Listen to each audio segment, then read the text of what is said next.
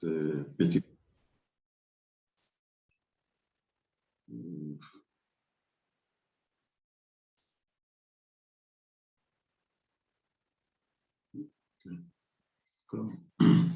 Donc, je disais que nous avons eu un petit désagrément d'entame. Et donc, je suis vraiment désolé. Mais nous allons, sans plus perdre de temps, essayer de passer directement à la suite de ce programme. Je voudrais bénir le Seigneur pour cette opportunité et cette occasion. Et je vais te rendre toute la gloire. Je vais te bénir pour cette initiative. Je veux bénir, Seigneur, la servante qui a ce projet à cœur et tous les participants de ce programme. Je prie, Seigneur, que tu bénisses chacun et que ton esprit nous assiste. Enseigne-nous, Seigneur, et parle-nous par ton esprit. Communique-nous la vie qui vient de toi, dans le nom de Jésus. Amen. Alors, amen. Je dois vous entretenir sur un thème intitulé « Connaître Dieu est plus important que servir Dieu ». Et je voudrais partager quelques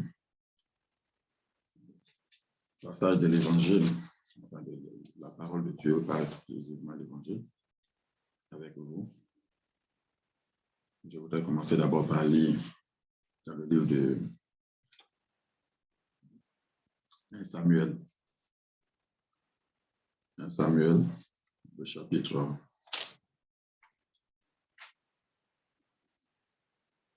2.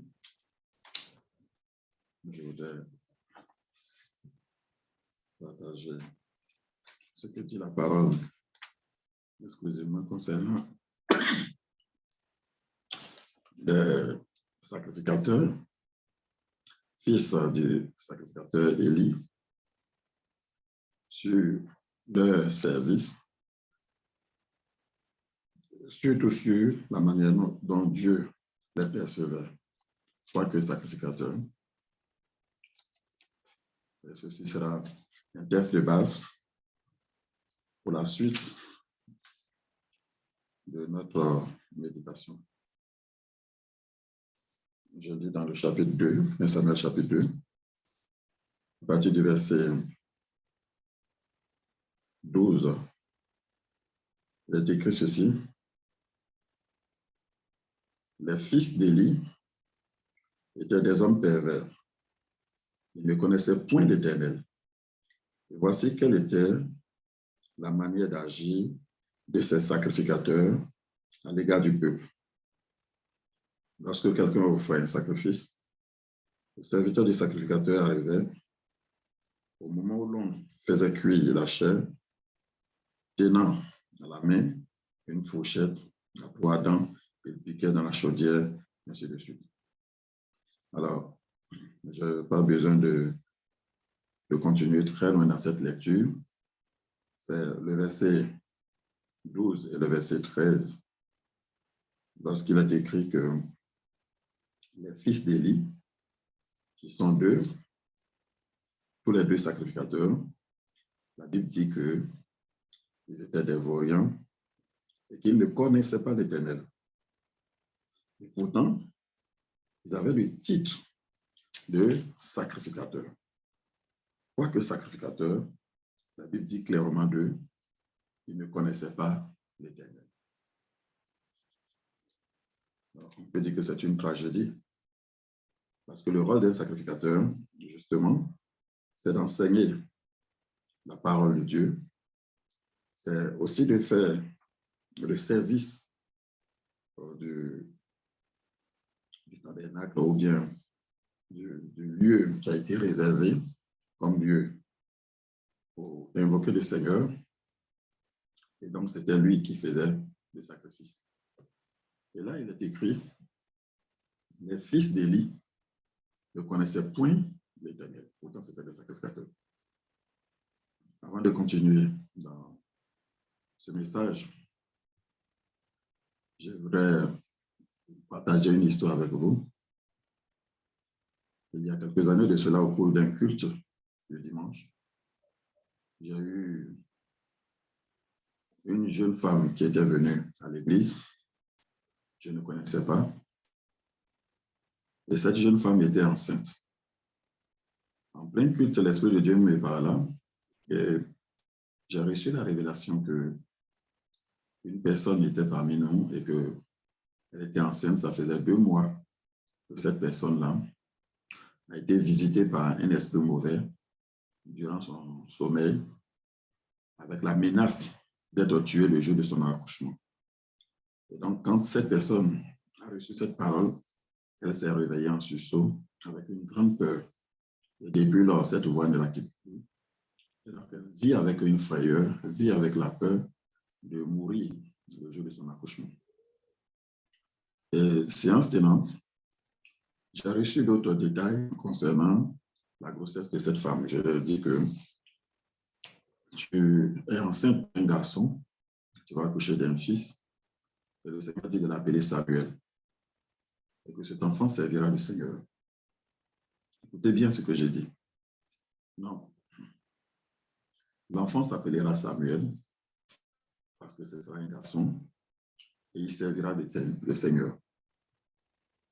Et quand j'ai donné ces paroles-là, cette jeune fille qui était enceinte de 7 mois, donc le ventre était assez gros, elle est tombée. J'ai même eu peur pour elle parce que, vu le ventre qui était très avancé, tombé comme elle était, je me suis dit, elle pourrait se faire mal.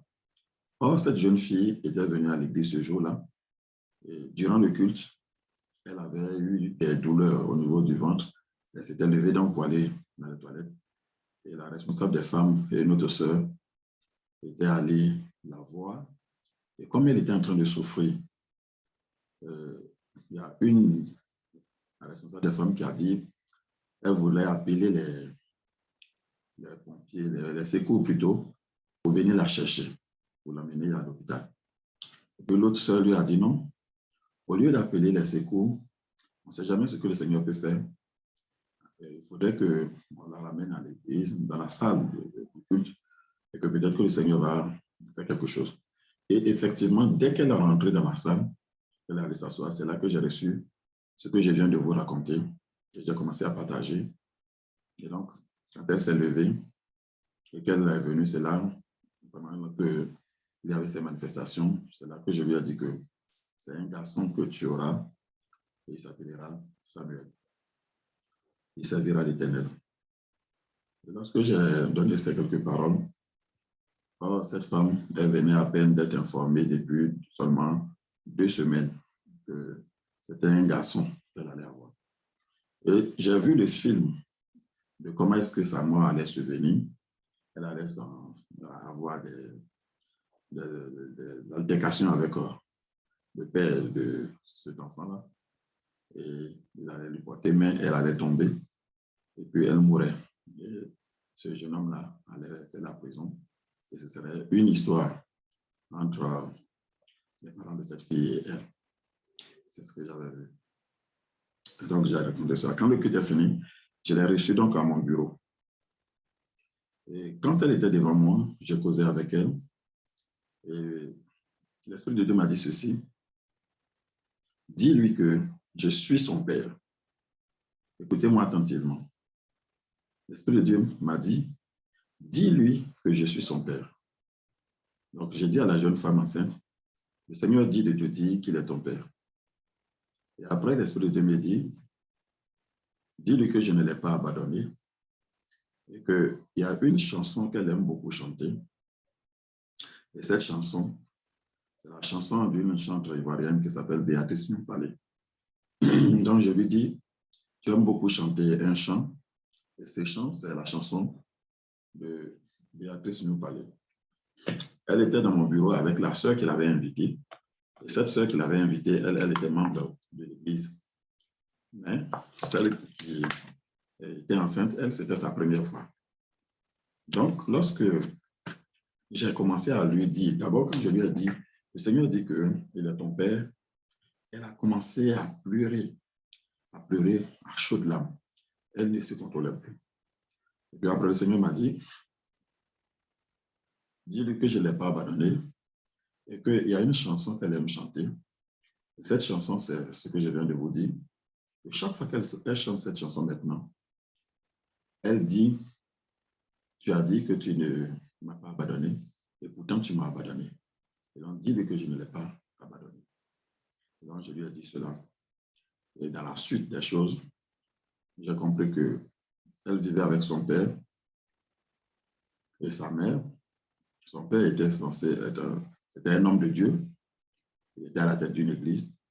Et cette jeune fille était chante donc dans l'église où son papa était pasteur.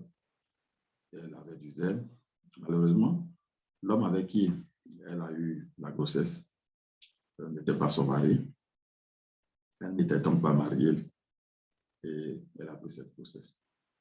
Et son père, qui était pasteur, considérait que c'était une honte et une humiliation pour lui. Il a même dit à la fille donc, de quitter la maison et elle est partie vivre chez son copain en question. Partant de là, la jeune fille s'est sentie totalement désabusée. Elle s'est dit que Dieu ne l'aime plus, puisque son papa qui est pasteur dit qu'elle n'est pas mariée et que c'est donc dans le péché qu'elle a conçu son enfant. Et que le jour même de l'accouchement ou après l'accouchement, lui, il ne peut pas toucher cet enfant-là parce que c'est un enfant conçu dans le péché. Lui, il ne peut pas toucher cet enfant. Est-ce que vous comprenez ce que je dis?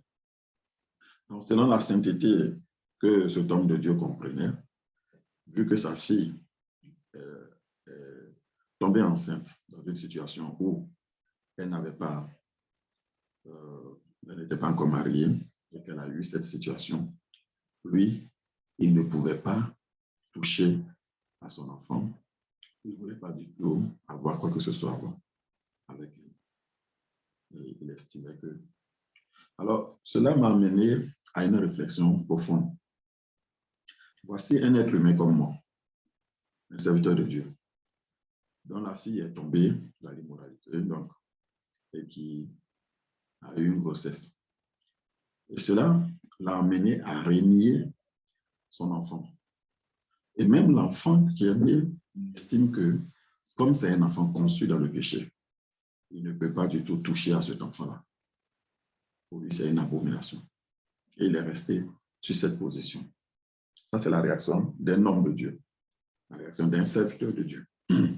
Et le Dieu que cet homme l'a dit qu'il sait, moi, je ne connaissais pas du tout cette histoire.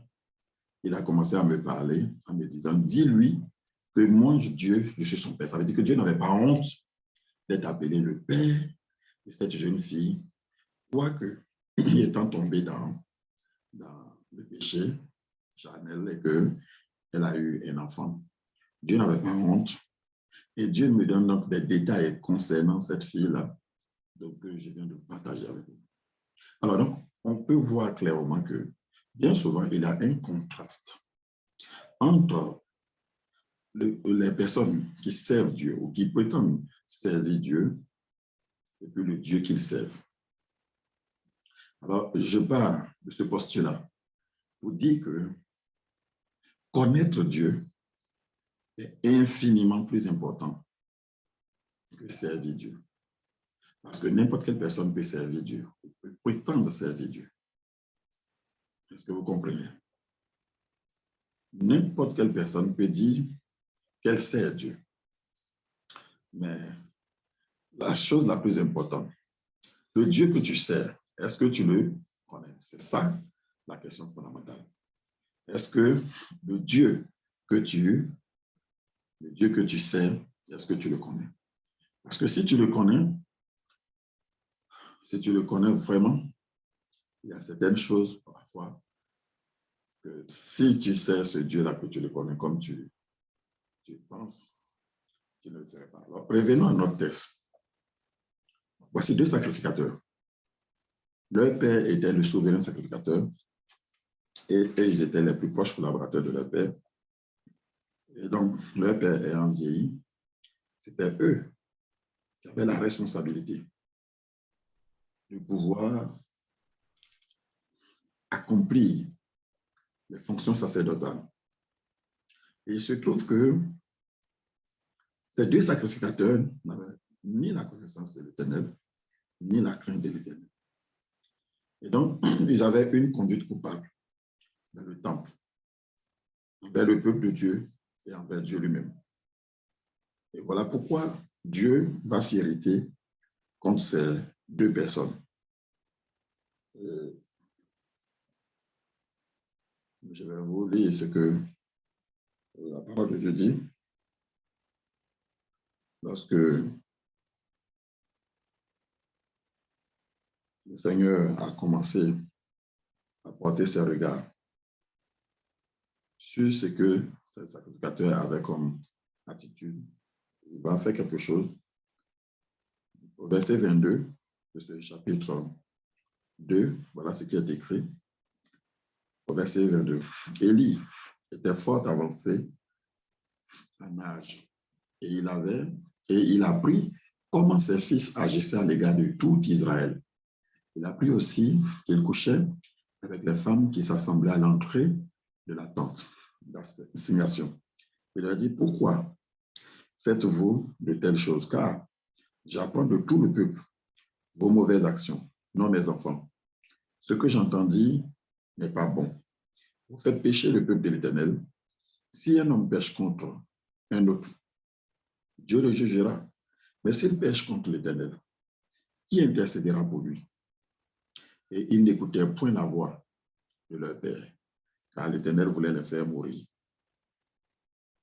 Tandis que le jeune Samuel continuait à grandir et il était agréable aux yeux de l'Éternel. Il y a donc une différence fondamentale entre le jeune Samuel et les deux serviteurs de Dieu, les deux sacrificateurs, qui, eux, avaient une attitude coupable. Et donc, voici ce qui est écrit, le témoignage de Dieu. La Bible dit que le jeune Samuel continuait à grandir et il était agréable à l'Éternel et aux hommes. Alors, le verset 27 dit, un homme de Dieu vint auprès d'Élie et lui dit, ainsi par l'Éternel, ne me suis-je pas révélé à la maison de ton père lorsqu'il était en Égypte, dans la maison de Pharaon? Je l'ai choisi parmi toutes les tribus d'Israël pour être à mon service dans mes sacerdoces, pour annoncer, pour monter à mon autel, pour brûler le parfum, pour porter les fautes devant moi. Et j'ai donné à la maison de ton père tous les sacrifices consumés par le feu, offerts par les enfants d'Israël. Pourquoi foulez-vous aux pieds mes sacrifices et mes offrandes que j'ai ordonné de faire dans ma demeure? Donc, c'est l'intervention d'un homme de Dieu qui était venu avec le jugement que Dieu avait prononcé pour le faire connaître à Élie, le sacrificateur, et à ses fils. Et ce que Dieu avait annoncé concernant ces deux, c'était qu'ils vont mourir. Et ils vont mourir le même jour, tout simplement parce qu'ils faisaient l'œuvre de Dieu d'une manière qui n'était pas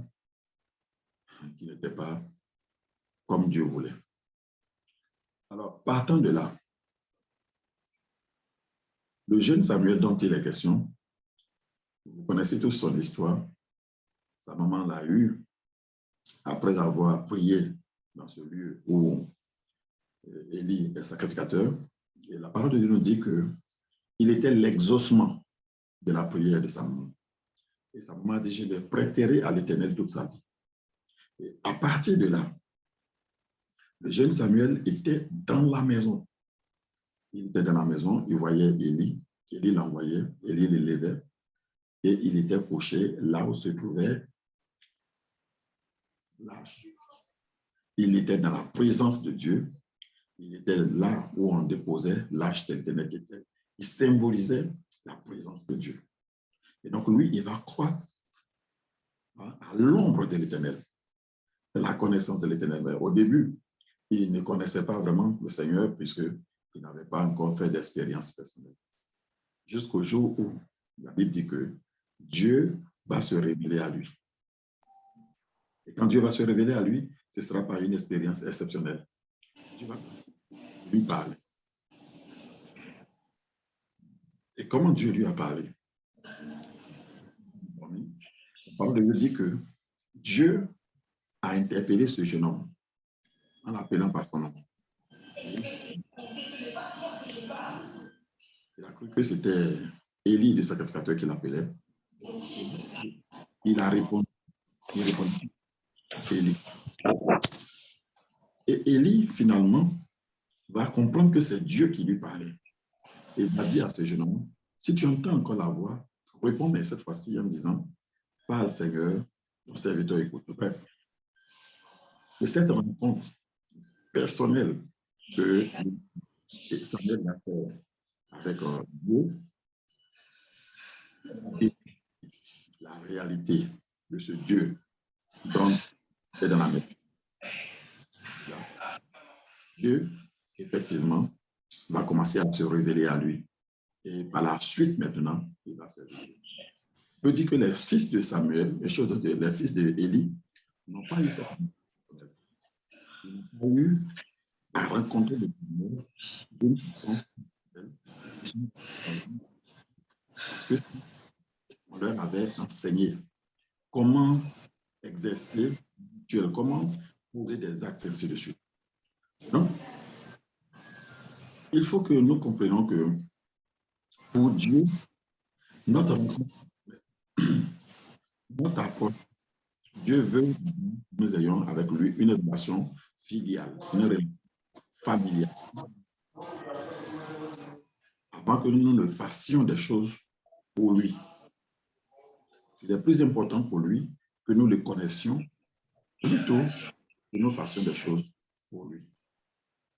Parce que justement, lorsque nous ne le connaissons pas suffisamment et que nous sommes en train de faire simplement des choses pour Dieu, nous pouvons nous retrouver dans une posture, dans une situation où nous avons Dieu de manière qui lui sera agréable. Sans que Dieu ne puisse les cautionner parce que nous avons fait soit en l'interdit. Beaucoup de personnes aiment Dieu, beaucoup d'autres personnes ont parlé de Dieu, mais ils n'ont pas de Dieu une rencontre personnelle, une rencontre qui fera que eux-mêmes expérimenter, comme on va dire, une transformation à l'intérieur. Parce que celui qui connaît Dieu, véritablement, c'est avec ce qu'on appelle le fruit de l'esprit, c'est-à-dire le caractère de Dieu qu'on va vérifier. Et ce qui caractérise Dieu par-dessus tout, c'est l'amour. Et là encore, il y a beaucoup de choses à dire sur ce que c'est l'amour. Alors, il se trouve que être dans l'action, poser des actes, retient plus facilement, mais ce n'est pas tellement ce que Dieu recherche. Depuis Jésus, dans Jean chapitre 4, il discute avec la femme samaritaine.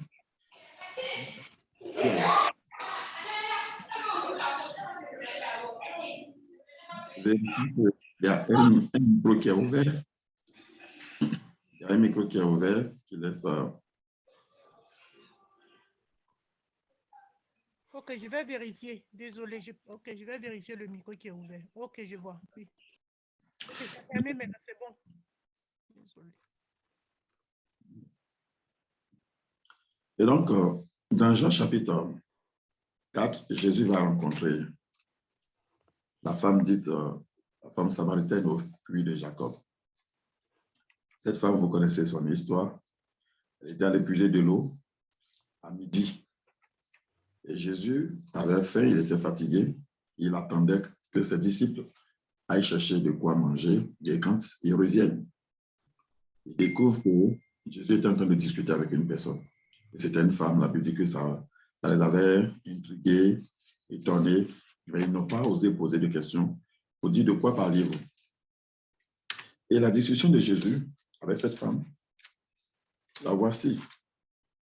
Jésus s'approche et dit à la femme, peux-tu me donner un peu d'eau? La femme lui répond, comment peux-tu me demander de l'eau à boire? Toi qui es juif, à moi qui suis samaritaine. Donc, je réponds, je lis, pardon. Donc, voici ce que la femme a dit. Une femme de Samarie, au chapitre 4, à partir du verset 7, vint puiser de l'eau. Jésus lui dit, donne-moi à boire. Car ses disciples étaient allés à la ville pour acheter des vivres. La femme samaritaine lui dit, comment toi qui es juif, me demandes-tu à boire à moi qui suis une femme samaritaine?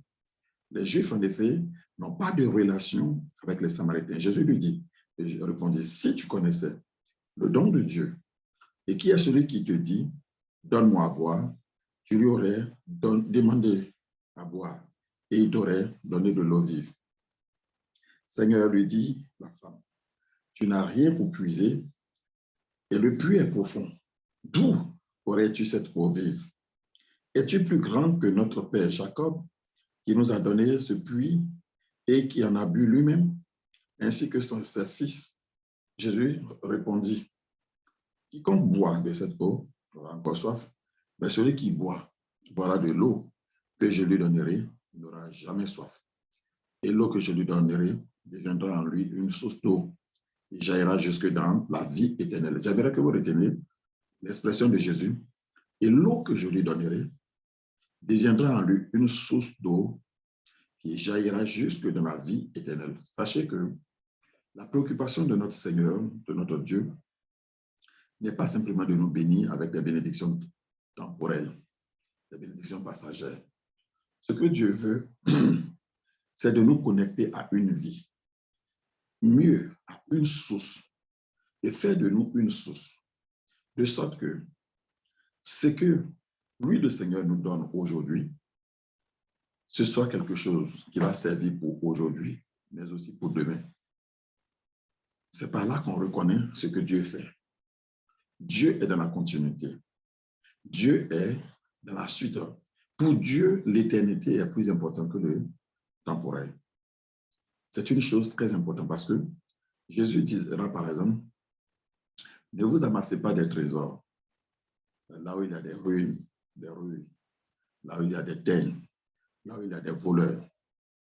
C'est un passage justement que beaucoup de personnes ont mal compris et qui ont commencé à penser que Jésus était en train de dire que tant que nous sommes sur cette terre, on ne doit pas du tout avoir de bien, on doit vivre une vie d'ascète.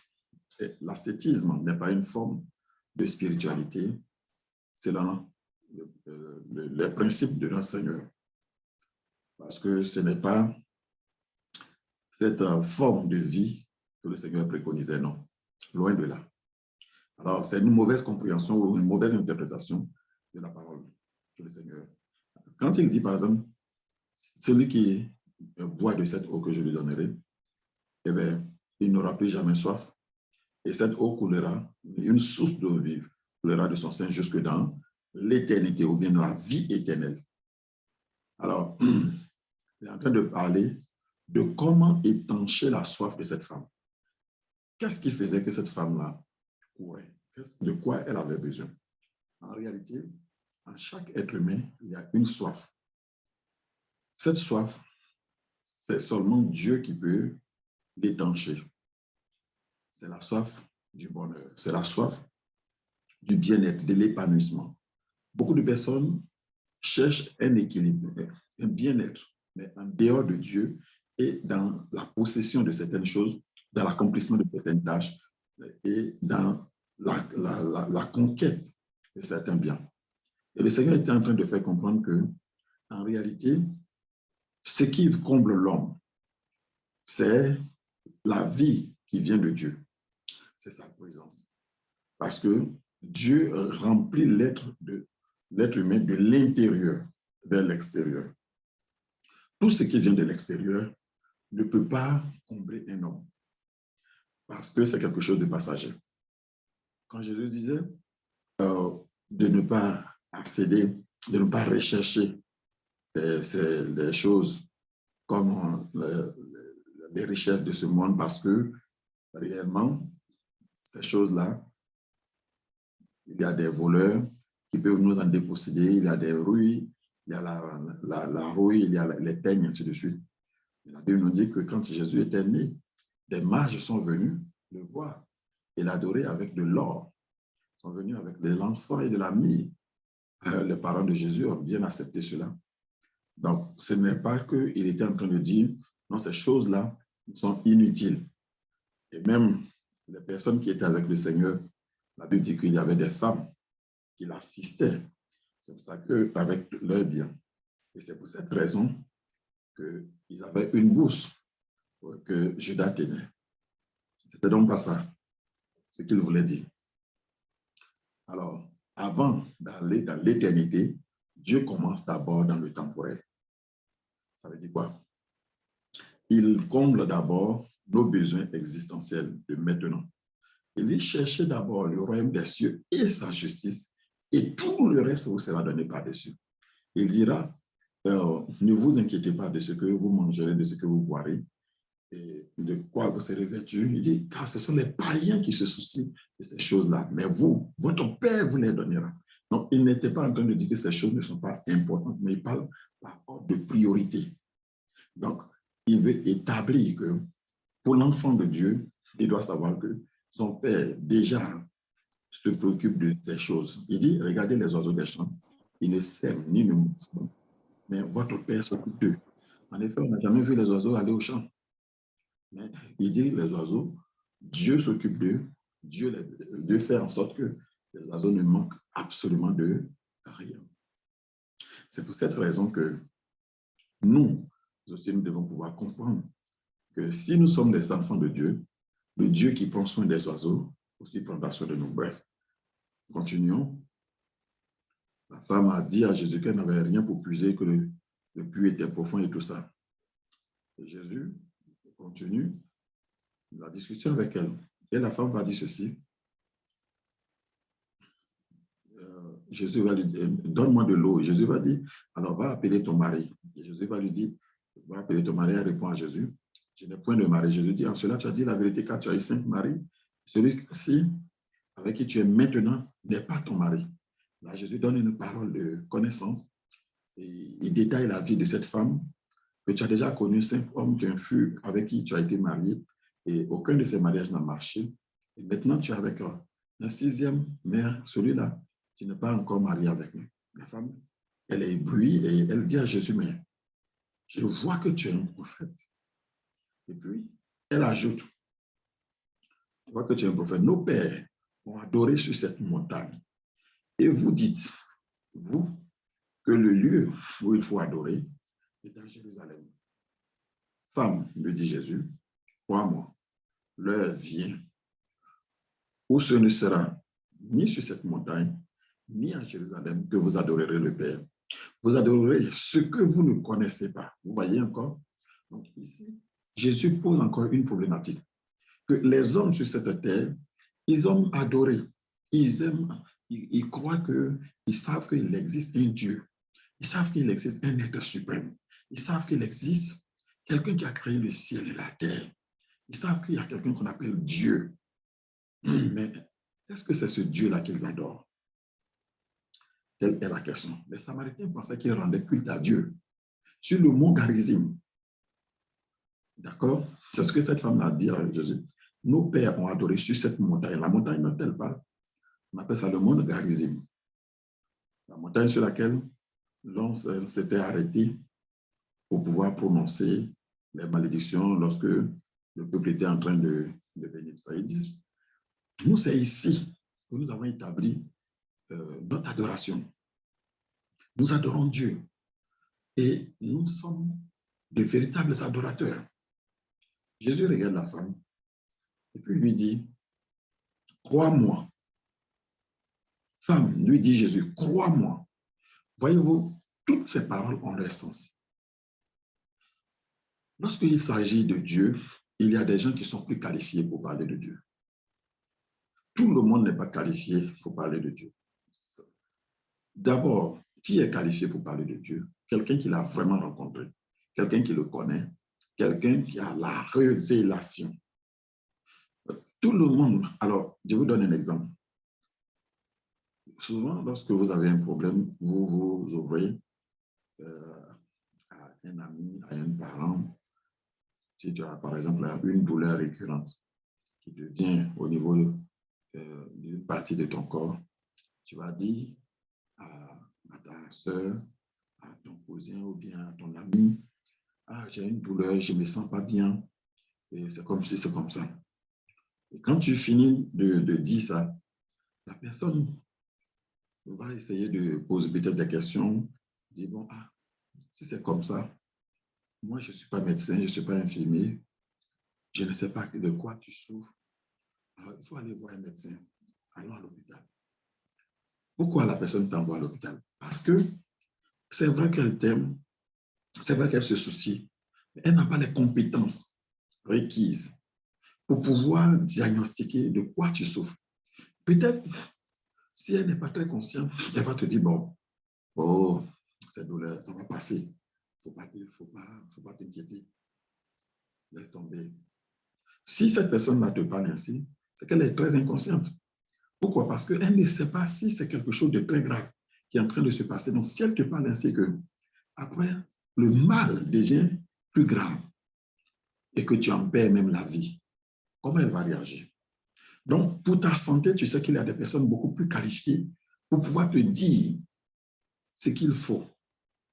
Et donc, tu vas vers ces personnes-là. Et la personne à qui tu t'adresses, qui n'est pas la personne qualifiée, va te réorienter et va t'encourager à aller à l'hôpital, vers le médecin, n'est-ce pas? Lorsqu'il s'agit de Dieu, c'est la même chose. Il y a des gens qui ont eu une qualification, qui peuvent vous parler véritablement de Dieu. Ce sont des gens qui ont eu en réalité une rencontre réelle, intime et personnelle avec Dieu. Et ces personnes-là savent de quoi elles parlent. Je vous donne un exemple. Abraham, dans la Bible, a fait une rencontre avec Dieu. Lorsqu'il était en Ur des Chaldées, Dieu s'est révélé à lui. La Bible dit que Abraham et ses parents adoraient l'armée des étoiles. Donc, ils étaient des idolâtres. Lorsque tu fais une rencontre avec Dieu, il y a quelque chose qui change. Parce que Dieu, ce n'est pas juste des informations théoriques. Dieu, c'est une vérité transcendante qui vient dans ton esprit. Parce que quand on dit croire, on croit en quelque chose. On croit en ce qu'on entend. On croit en une parole. Comprenez-vous? Et la personne qui détient la parole, cette parole-là, elle doit être conforme à la vérité. Parce que la Bible dit que la foi vient de ce qu'on entend. Et ce qu'on entend vient de la parole de Dieu. Celui qui vous parle donc de Dieu doit vous parler de Dieu selon la vérité. Il doit vous dire qui Dieu est, comment il fonctionne. La Bible dit, Jésus dit à la femme, crois-moi. Quand il dit crois-moi, il est en train de dire à cette femme, abandonne ces croyances que tu as là. Parce que toi, tu crois que sur le mont Garizim, c'est Dieu que vous adorez. Toi, tu crois que c'est Jacob qui a creusé ce puits, que vous êtes la descendance de Jacob. OK. Mais en réalité, ces croyances-là sont erronées. Alors, pour apprendre, il faut pouvoir désapprendre. Parce que dans le domaine de la foi, dans le domaine de la religion, il y a beaucoup de croyances, il y a beaucoup d'enseignements, il y a beaucoup de choses qui parfois sont erronées, mais auxquelles des milliers et des millions de personnes croient. En Inde, par exemple, les gens croient que les bœufs, les singes, les serpents sont des divinités. Au mois de novembre 2014, j'ai eu un jour un songe où Dieu m'a montré, dans un songe, j'ai vu des démons, j'ai vu des esprits en grand nombre. Et l'Esprit de Dieu m'a enseigné en me disant ceci. Cette catégorie d'esprits, on les appelle des dieux. Et qu'ils sont comme des autoroutes pour l'enfer. Ils conduisent un grand nombre de personnes à la perdition. Et il a ajouté dessus, ce sont ces esprits-là qui sont dans les religions des hindous. Pas que, en réalité, ce n'est pas que les hindous qui ont ces esprits-là. Mais En Inde, il y a des milliers de dieux auxquels les gens croient. Et c'est comme ça que j'ai été enseigné. C'est cette catégorie d'esprit-là qui gouverne ces personnes-là. Et eux, ils croient qu'ils sont en train d'adorer des dieux. Mais quand on dit des dieux, croyez-moi, ces dieux-là ont des manifestations surnaturelles aussi. Ces dieux-là, on les invoque. Ils répondent aussi. Qui a déjà vu un Indien qui se trouve à Londres, un jeune qui est magicien? Son nom, je l'oublie. Je voyais souvent ces émissions. Il se met à côté du bus de Londres et puis il s'élève comme ça. Dans l'atmosphère, il reste suspendu au bus. Et le bus s'en va et il est là. Rien ne le soutient. Il descend un jour dans le fleuve qui se trouve dans la ville de Londres.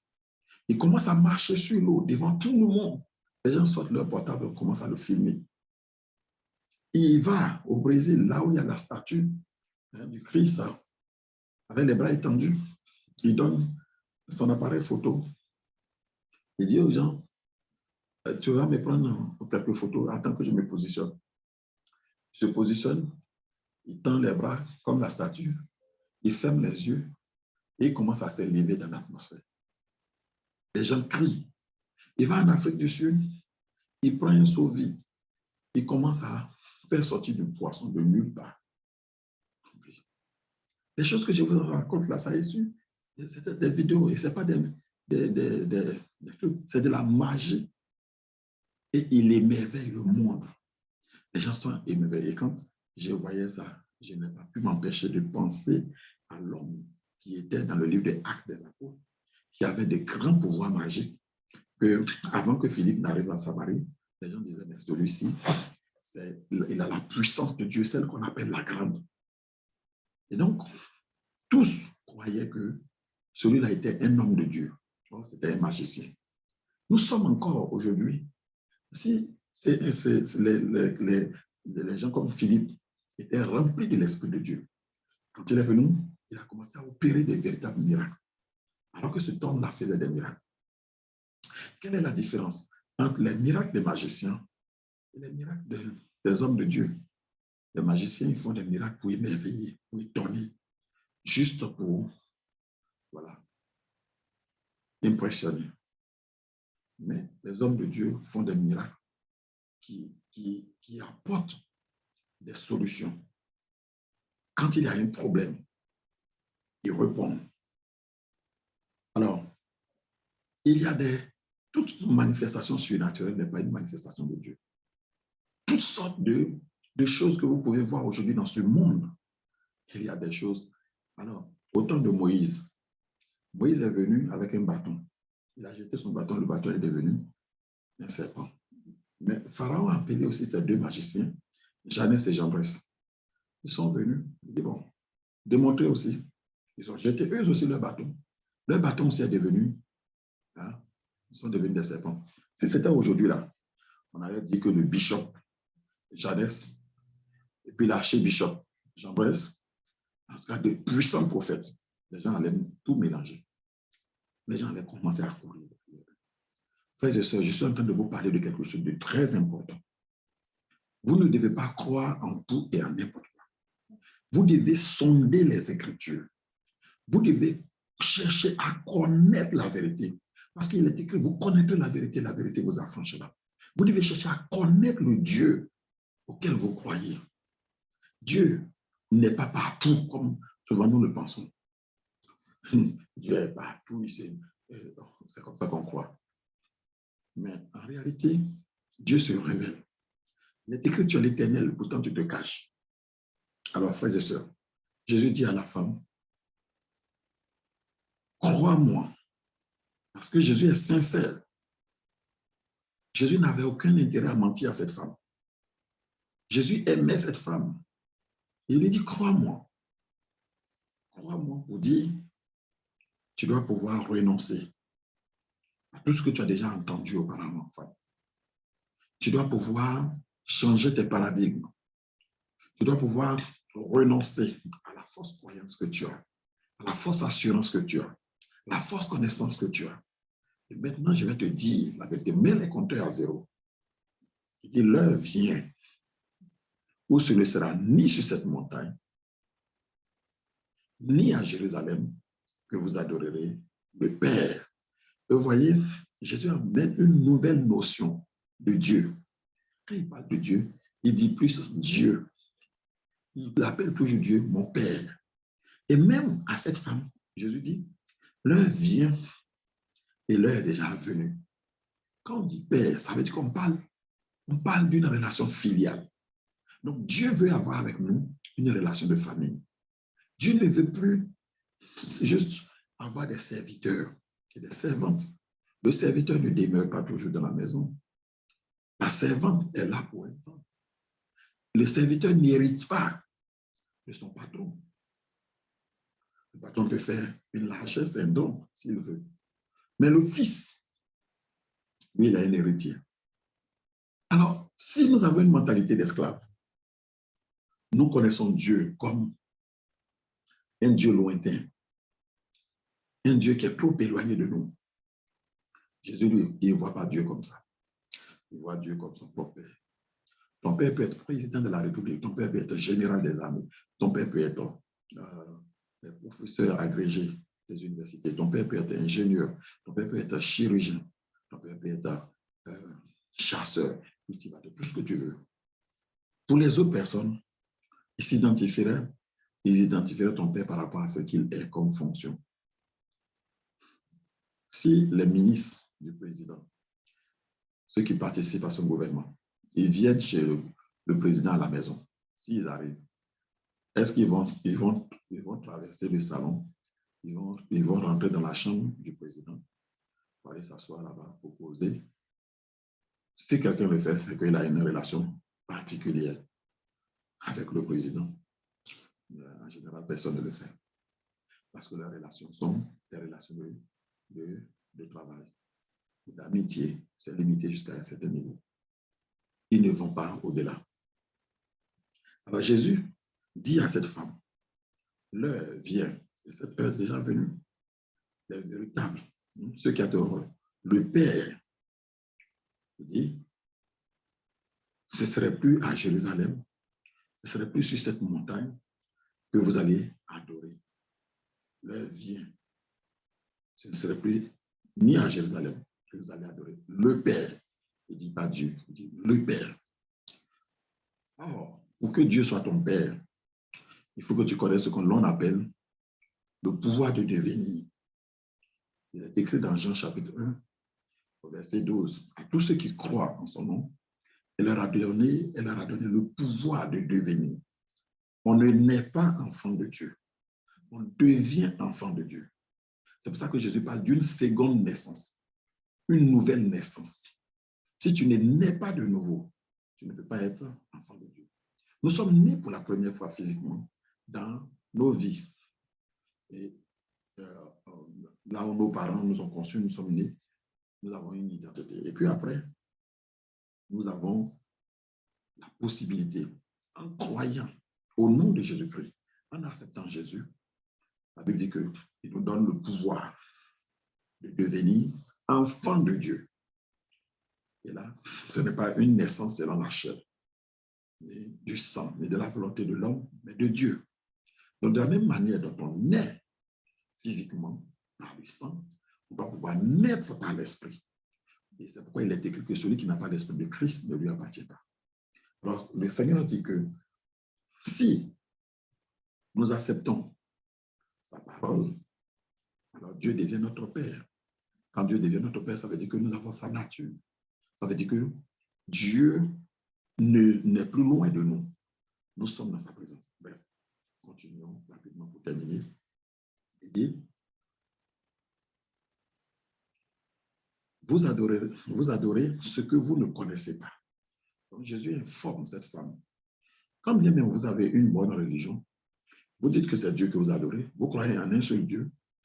Mais il dit, tu crois qu'il existe un seul Dieu, tu fais bien, mais pour cela, il faut que tu saches que le diable aussi croit qu'il existe un seul Dieu. Mais il ne connaît pas la vérité. Jésus dit, je suis le chemin, la vérité et la vie. Nul ne vient au Père que par moi. Donc, pour accéder au Père, il y a une seule voie. Il n'y en a pas 10, il n'y en a pas 3, il n'y en a pas 5. Une seule voie. Il dit, cette voie-là, c'est un chemin. Il n'a pas dit c'est une autoroute. C'est un chemin escarpé, un chemin étroit, un chemin rétréci, restreint. Il dit, c'est pas ce chemin-là. Oh, un chemin, c'est une voie. Un chemin, c'est un parcours qui va d'un point A, de départ, à un point B de destination. Est-ce que vous comprenez? Alors, si tu prends le chemin, tu ne peux pas changer le chemin. Si le chemin passe par du sable, tu passeras par le sable. Si ça passe par la boue, tu passeras par la boue. Si ça passe sur des cailloux, tu passeras sur les cailloux. Au fait, tu ne changes pas le chemin. Tu es obligé de marcher sur le chemin. Si tu abandonnes le chemin parce qu'il ne te plaît pas, le chemin ne va jamais te suivre. Le chemin, il reste là. C'est toi qui es obligé de revenir sur le chemin. Jésus dit, je suis le chemin. Ça veut dire qu'en dehors de Jésus, il n'y a pas une autre alternative. Ensuite, je suis la vérité. La vérité, c'est ce qui est conforme au fait. Le chemin de Dieu doit être un chemin de vérité. Et ensuite, à la fin, tu aboutis à la vie. Donc, pour terminer, il dit ceci. Vous adorez ce que vous ne connaissez pas. Donc, le plus important n'est pas que tu sois un adorateur. Mais qu'est-ce que tu adores? Qui est-ce que tu adores? Est-ce que ton adoration est une adoration homologuée par Dieu? Est-ce que Dieu reconnaît ton adoration? C'est la véritable question. Il dit, vous adorez donc ce que vous ne connaissez pas. Nous adorons ce que nous connaissons. Car le salut vient des Juifs. Mais l'heure vient, elle est déjà venue. Pour les vrais adorateurs, adoreront le Père en esprit et en vérité. Car ce sont là les véritables, les adorateurs que le Père demande. Et il continue. Dieu est esprit. Il nous révèle qui Dieu est. Dieu est esprit. Un esprit, il est partout. On ne le voit pas avec les yeux. L'être humain est aussi un esprit, mais il est dans un corps. Et le corps est une enveloppe qui limite l'esprit. Mais Dieu, lui, il n'a pas de corps comme il est esprit. Et il faut que ceux qui l'adorent en esprit et en vérité. La vérité revient encore. La femme dit, je sais que le Messie, je sais que le Messie doit venir, celui qu'on appelle Christ. Quand il sera venu, il nous annoncera toutes choses. Jésus lui dit, je le suis, moi qui te parle. Ouais. Donc cette femme-là a évolué. Dans sa rencontre au puits de Jacob, elle a évolué un peu. Au départ, elle parlait de Jésus comme un juif quelconque. Après, elle a découvert que Jésus était un prophète. Après, elle dit à Jésus, je vois que tu es un prophète, mais nous savons que quelqu'un doit venir, le Messie. Et quand il viendra, il nous conduira dans toute la vérité. Jésus dit, le Messie dont tu parles là, c'est lui qui te parle. La femme, elle était évoluée. Elle dit, ah bon? Elle a couru, elle est allée dans son village, elle a dit aux gens, j'ai rencontré quelqu'un qui m'a dit toute ma vie, ne serait-ce pas le Messie. Les autres sont venus pour voir. C'est comme ça qu'eux aussi ont découvert. On ne peut pas connaître Dieu sans passer par Jésus. Jésus est l'image visible du Dieu invisible. Jésus est l'incarnation. Incarné, c'est un mot latin à l'origine. Étymologiquement, incarné est fait d'un préfixe in et puis de carne. Donc, incarné, ça signifie en chair. Alors, quand on dit incarné, ça signifie que le Seigneur qui est esprit s'est fait chair, s'est fait fixe. Et le même Seigneur qui s'est fait chair a dit ceci, je suis le commencement et la fin, le premier et le dernier, l'alpha et l'oméga, le commencement et la fin. Le Seigneur dit, je suis celui qui était, qui est et qui viendra. Celui qui était mort et qui maintenant vit pour le siècle des siècles. Connaître Jésus, un des disciples du nom de Thomas, il dit à Jésus, mais tu nous parles du Père, tu nous parles du Père tous les jours. Ne vas-tu pas nous montrer le Père? Montre-nous le Père et ça nous suffit.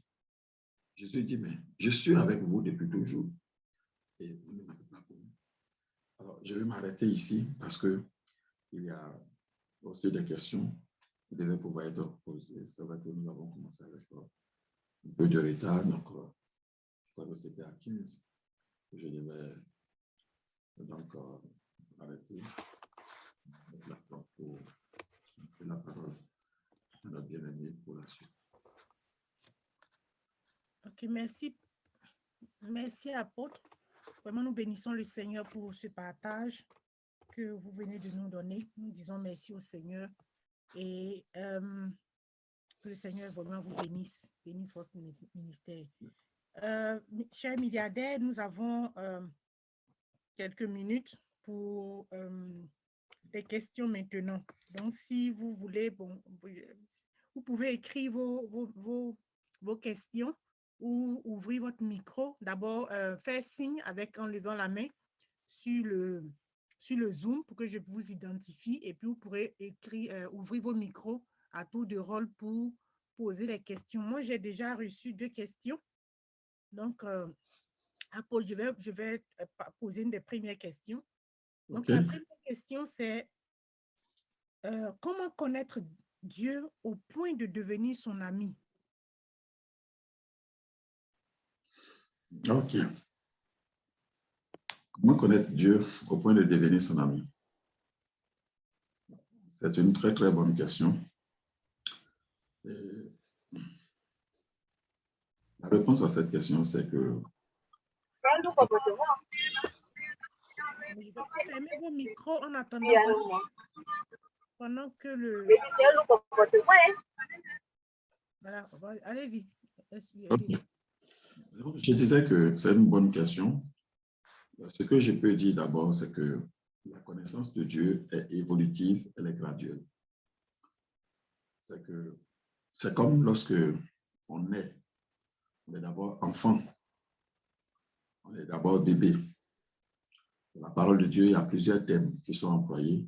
On parle des enfants et le thème d'enfant, on a différentes expressions en grec pour pouvoir, comment dire, identifier les enfants, les népios, les ouios, les pédos.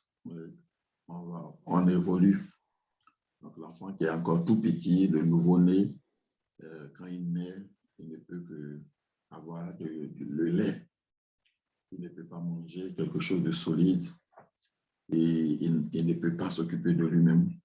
C'est comme ça quand quelqu'un vient de naître dans la foi, quand quelqu'un vient de naître spirituellement, il est d'abord un bébé tout petit. Mais de la même manière dont un enfant qui est nourri correctement évolue, il grandit. En plus du lait, après quelques mois, on ajoute de la nourriture semi-liquide, donc des choses comme de la bouillie ou bien d'autres choses, et l'enfant commence à manger. Et un jour, l'enfant commence à manger de la nourriture solide. C'est un peu comme ça, un processus. Si vous observez la vie d'Abraham, le patriarche, les choses n'ont pas été faites automatiquement dans la vie d'Abraham. Sa connaissance de Dieu a évolué. Abraham a tâtonné d'abord.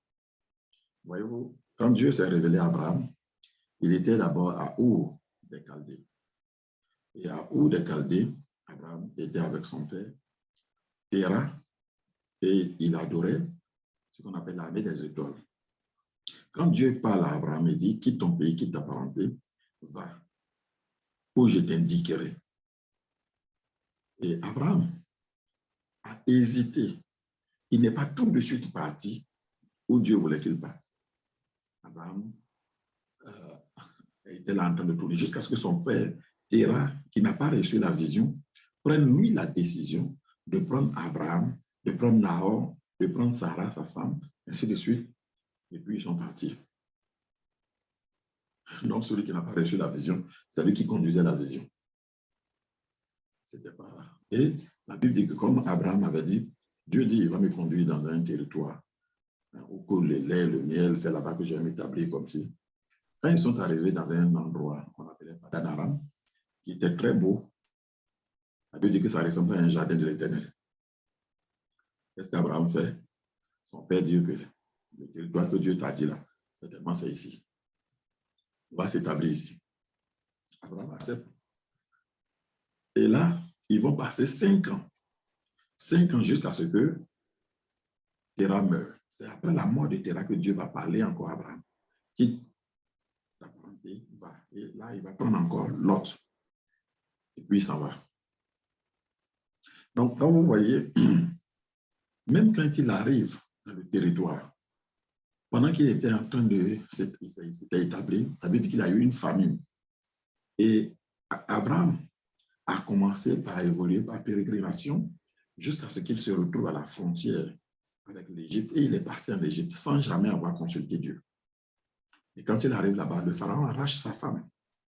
Pourquoi? Parce qu'Abraham avait peur de dire que c'était sa femme. Il dit que c'est sa sœur. Il a dit qu'il lui a donné une dot considérable. Et Abraham a accepté la dot. Et on dit, et Pharaon prie Sarah comme sa femme. Donc Abraham, il ne fêtait pas la Saint-Valentin. Il était assis sous sa tente. Il ne regrettait pas. Je ne sais pas comment il dormait les nuits.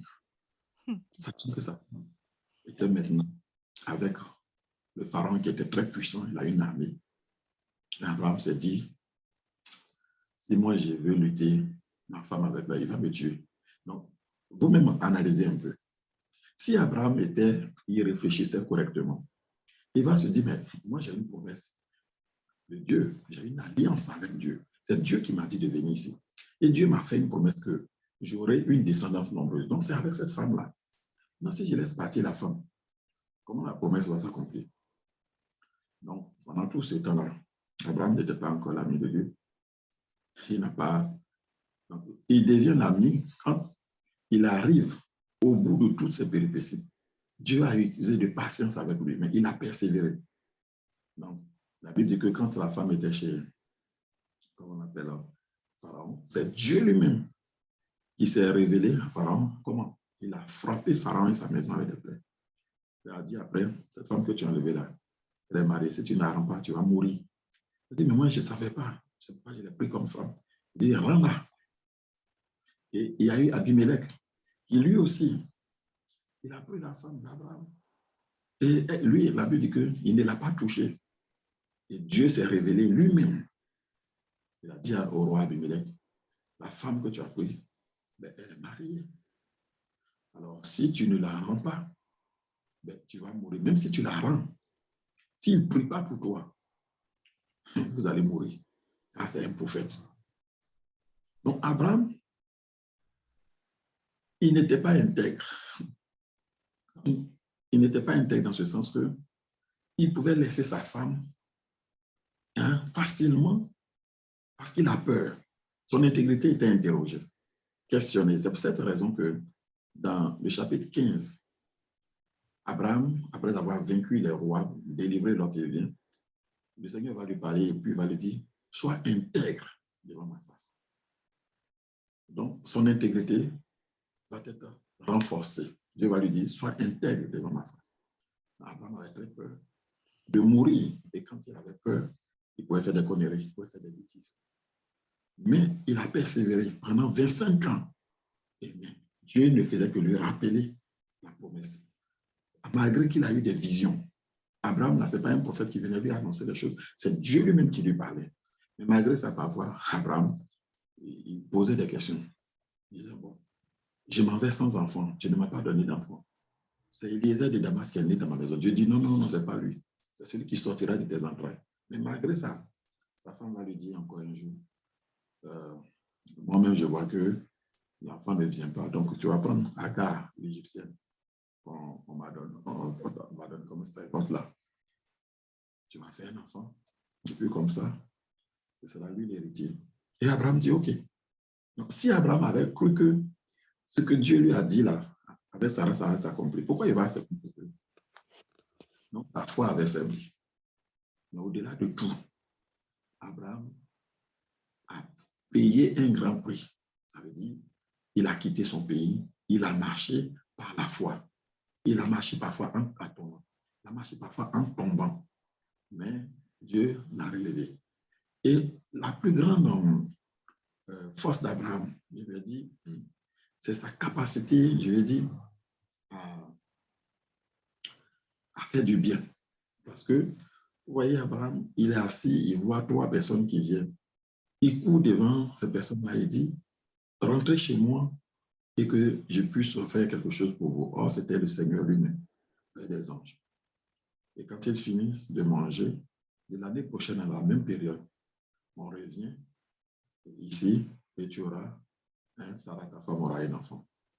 Et là, la prophétie était bien déterminée dans le temps. On ne dirait plus vaguement comme ça. Donc, je vais dire que une amitié, c'est quelque chose qui se construit progressivement. Tu ne tombes pas sur quelqu'un aujourd'hui et tu dis, tu es mon ami. Et on est amis. Vous regardez vos affinités. Dieu a observé Abraham, comment il marche. Même quand il tombe, il se relève. Quand Dieu revient pour lui parler encore, il croit. Il pose des questions. Il fait des choses. Et Dieu a tout le temps de renforcer. Et Abraham lui faisait confiance. Ça lui dit, Abraham crut en l'Éternel qui lui imputa la justice. Donc, l'amitié, ça se bâtit. Pour devenir l'ami de Dieu, c'est votre cheminement, c'est votre parcours. C'est lorsque vous faites confiance à Dieu, malgré tout, vos faiblesses, malgré vos manquements, mais vous êtes sûr que Dieu vous aime. Vous êtes sûr que Dieu vous fait du bien. Vous êtes sûr que ce que Dieu veut pour vous, c'est ce qu'il y a de meilleur. Il n'y a pas un autre plan. Et c'est dans ça là que vous bâtissez votre relation d'amitié avec Dieu. J'espère que cette réponse a pu aider la personne. Oui, apôtre, oui. Donc, ma deuxième question, la deuxième question que j'ai reçue, c'est est-il possible de connaître Dieu sans véritablement le servir? Est-il possible de connaître Dieu sans véritablement le servir? D'abord, la notion de servir Dieu, aujourd'hui, est une notion que je trouve quelque peu galvaudée. Pourquoi je dis cela? Parce que beaucoup de personnes ont le sentiment que servir Dieu, c'est seulement tenir un micro, c'est seulement être derrière une chaire, c'est seulement avoir un titre, soit de diacre, de diaconesse, de prophète, de prophétesse, de bishop, et comme ça. Donc, les gens ne voient pas certaines choses comme étant servir Dieu. En réalité, tout enfant de Dieu, est appelé à servir Dieu. En réalité, il n'y a pas un seul enfant de Dieu qui n'ait pas d'appel. Alors, dites-moi, tous les arbres qui existent sur cette terre-là, est-ce qu'on peut dire qu'il existe un seul arbre qui soit inutile, qui n'ait pas du tout de raison d'exister? Tous les arbres ont une raison d'exister. Je vais vous donner pêle-mêle quelques exemples. Alors, nous avons des manguiers, des orangers chez nous. Nous avons ces arbres-là qui donc produisent des fruits comestibles, des papayers. Lorsque vous allez en brousse et que vous avez faim et que vous voyez un manguier avec de belles mangues dessus, vous savez que vous pouvez manger de ces mangues-là, vous vous rassasiez, vous êtes fortifié. La même chose avec des mangues. Donc, les fruits des mangues, des manguiers, servent à une consommation directe. Mais quelqu'un qui a faim, est-ce qu'il s'assoit comme ça pour manger le cacao pour pouvoir se rassasier? On mange aussi le cacao, mais on ne mange pas ça comme on mange les mangues ou les oranges, comme on mange les avocats ou les papayes. Mais le fruit du cacao est destiné à être transformé avant de pouvoir être consommé. Mais c'est aussi important. Et ce n'est pas parce que tu ne peux pas le manger directement que le cacao n'est pas important. Les gens, en Côte d'Ivoire, ils font plus de plantations de cacao que de plantations de, je ne sais pas moi, de mangue. Parce que le cacao, finalement, est vendu plus cher. Alors, le problème de beaucoup d'enfants de Dieu, c'est que s'ils voient que lui, il aime une mangue et que l'autre est un cacao, hein, il a l'impression que, soit le cacao a l'impression que lui, il est un peu inutile parce qu'on ne le sert pas directement sur la table. Mais quand le cacao finit par être transformé, il est plus consommé dans le monde que les mangues. Les mangues, ce sont les personnes qui sont dans les pays tropicaux qui les connaissent, qui les mangent. Les autres, eux, ne les connaissent pas. Mais le cacao, le café, on peut le consommer partout. Donc, même les arbres qui ne produisent pas des fruits, ces arbres ont leur utilité, c'est leur essence qu'on utilise. Le bois qu'on appelle l'iroko, ou bien le bois bété, le bois noir, ainsi de suite. Ces bois-là, c'est leur texture. On les utilise pour des pièces de menuiserie, on les utilise pour fabriquer des bateaux, ou bien des ponts, ou bien enfin, plein de choses qui sont très importantes. Donc, on ne va pas dire que parce que ce bois-là ne produit pas des fruits. Il y a des bois, leurs fruits, leurs fruits-là, on ne les mange pas. Mais leur peau, leurs racines, ce sont comment on va dire, des médicaments.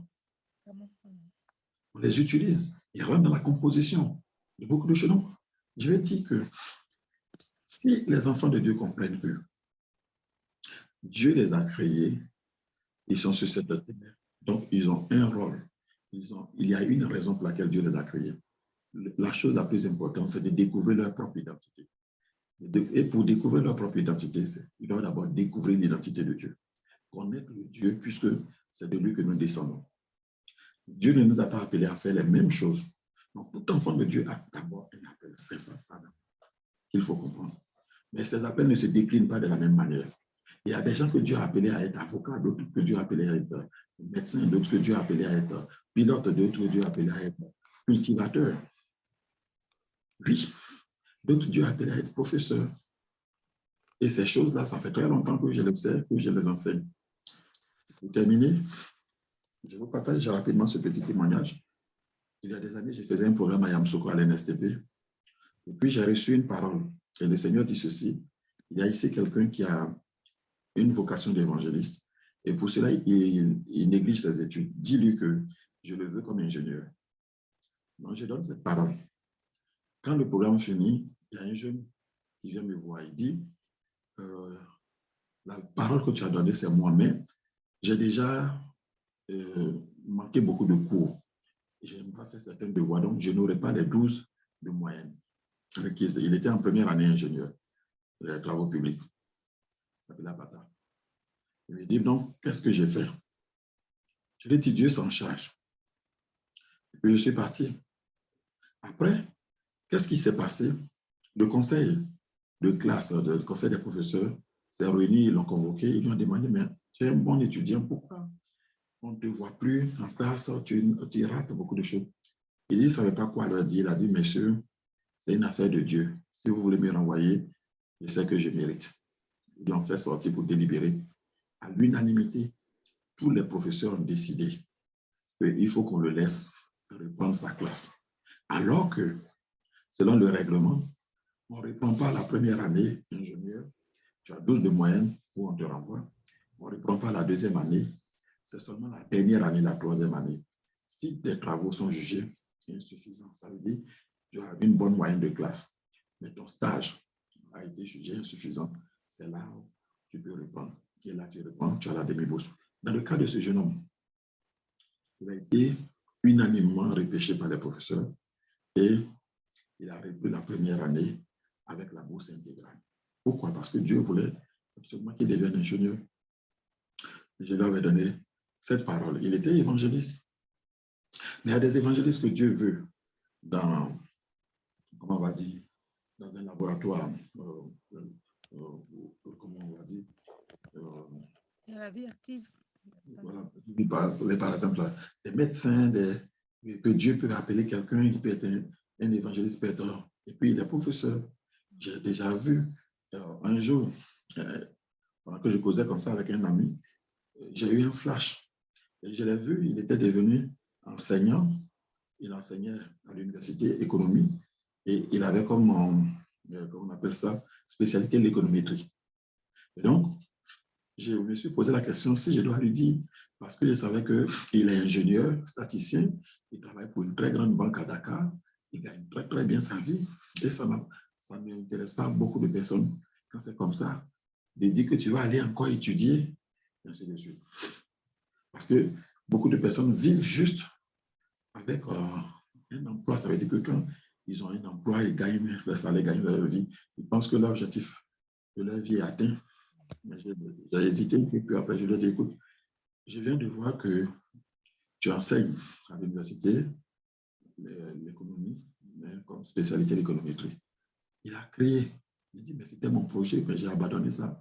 Ça fait quelques années, ma femme est en train de me dire de recommencer, de recommencer. Et moi, je suis hésitant avec toutes les responsabilités que j'ai, tout ça, je dis, ah, ça vient vraiment de Dieu, il faut le faire.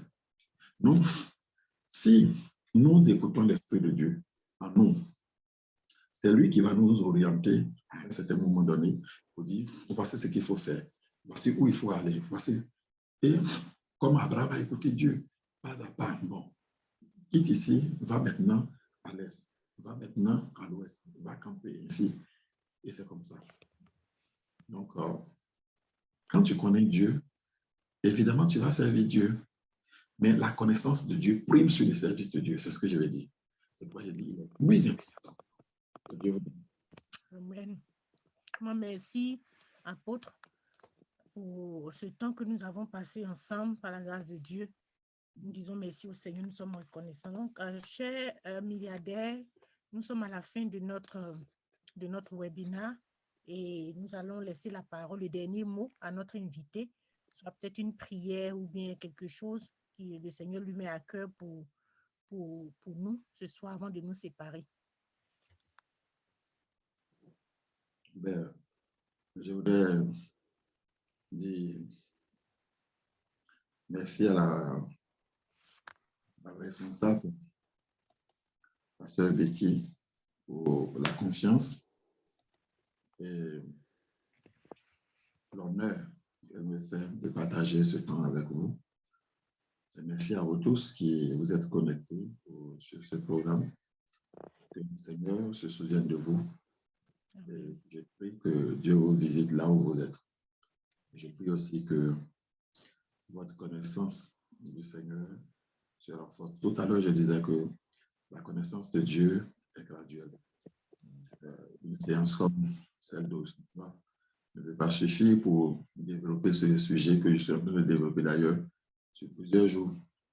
C'est une sorte d'introduction générale, mais que ce peut puisse orienter quelqu'un, que ce peut puisse éclairer quelqu'un. Et maintenant, je vais prier pour vous confier à la grâce de Dieu. Le meilleur enseignant de tous les temps, c'est le Saint-Esprit, et qu'il puisse se révéler davantage, qu'il puisse agir davantage dans votre vie. Je vais bénir ton nom, Père, je te rends grâce. Merci, Seigneur, pour cette rencontre. Merci, Seigneur, pour ce temps de partage. Merci pour la vie qui vient de toi. Nous savons, Seigneur, notre Dieu, que tu es la source d'eau vive, tu es la source de vie. C'est toi, Seigneur, qui nous fait grâce de pouvoir aujourd'hui avoir ce temps de partage. Je prie, Seigneur, que tu puisses donner à chacun de pouvoir aller encore en eau profonde avec toi. La rencontre de Simon, qui est pêcheur, avec toi, a bouleversé sa vie, de sorte que de pêcheur d'hommes, de pêcheur de poissons, qui était frustré, il est devenu pêcheur d'hommes. Tu as dit, suis-moi, j'ai fait de toi pêcheur d'hommes. Et parce qu'il est devenu pêcheur d'hommes, il est rentré dans l'histoire, de sorte que jusqu'aujourd'hui, l'on parle 2000 ans après de Simon. Seigneur, il n'était pas un grand intellectuel, mais il est un homme qui t'a connu. Il a été rempli de la puissance dynamique du Saint-Esprit. Sa vie a été définitivement changée. Et il te révèle. Te servir, Seigneur, c'est te révéler aux hommes. Dans tout ce que nous faisons, nous devons être des ambassadeurs. Il est écrit dans ta parole que toute ville bâtie sur une montagne ne peut passer inaperçue. Nous sommes la lumière du monde, le sel de la terre. Seigneur, c'est pourquoi je prie que tu donnes à chacun de pouvoir jouer le rôle de sel et de lumière dans sa génération et dans sa sphère géographique. C'est là véritablement le service que tu veux que nous puissions. C'est-à-dire, faites de toutes les nations des disciples. Seigneur, être un disciple, c'est parce qu'on a un maître qu'on est disciple. Que l'homme, Seigneur, notre Dieu, te connaisse davantage comme le maître, qui a envoyé un enseignement qui nous révolutionne, qui nous donne de connaître Dieu comme notre Père, pas seulement comme un Père fouettard, comme beaucoup pourraient le penser, mais un Père aimant, un Père qui est prêt à nous donner le meilleur pour que nous puissions être des dignes ambassadeurs de cette famille à laquelle désormais nous appartenons. Merci Seigneur, bénis chacun. Révèle-toi au nom de Jésus-Christ de Nazareth. Amen. Amen. Amen. Amen. Vraiment encore merci. Merci encore, apôtre, et vraiment bonne soirée et bon week-end. Que le Merci. Seigneur vous bénisse et bénisse votre famille, votre ministère. Au nom de Jésus. Amen. Donc, Soyez bénis. nous allons nous séparer et puis voilà. La vidéo sera bientôt sur la page. La milliardaire Betty va le mettre sur la page. OK. Bonne nuit, bon week-end. Que le Seigneur vous garde. Bye bye.